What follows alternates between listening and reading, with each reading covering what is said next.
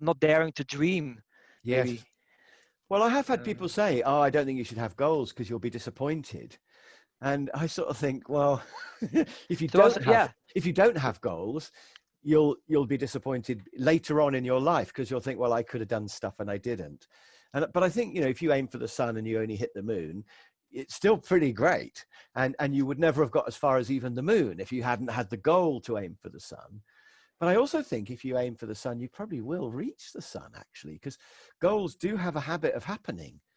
But even if they don't fully happen, you've then got that choice of whether you beat yourself up. So if Suzanne aims for the gold rosette and only gets the silver, is she going to think, yeah, I got a silver rosette? Or is she going to go, I didn't get the gold?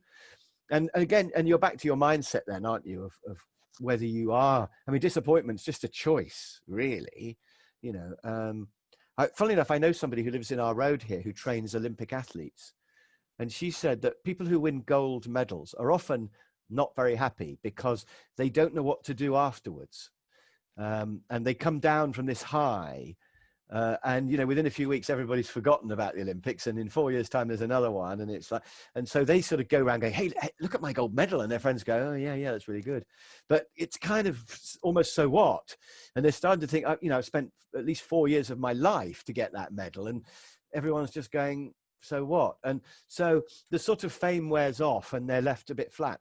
But the people who get the silver are even less happy.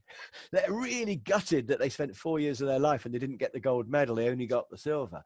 And I think to be second best in the world at something is an incredible achievement. But, they're not happy. Apparently the happiest are the bronze medal people, because at least they got a medal. And yay, I won a medal for my dog or whatever. And I think that's really interesting, isn't it? But she said that most Olympians she knows are really unhappy people, quite almost twisted, because they have to be so obsessed to be that good. And they all come in with issues anyway, because that's why they're so obsessive about it. And Federer actually seems pretty normal to me, but he must be very, very driven. We need to get him on one time with this, don't we? And ask him, Federer, do you have issues?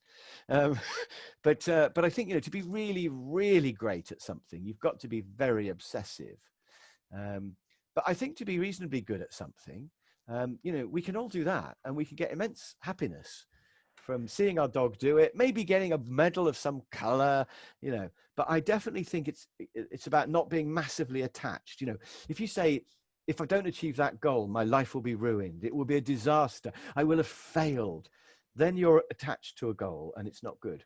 Whereas if you just say, I'd really like to do that one day, soon I'm going to train my dog. I'm going to do this. Then that goal will make you happy.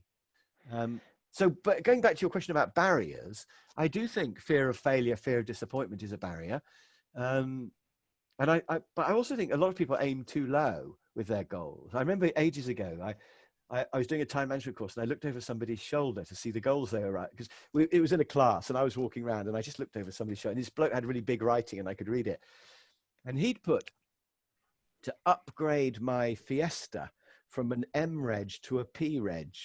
And that was like a 2-year younger Fiesta than the one he had at the moment. If you don't know what a Fiesta is, it's like a little car, a little Ford car.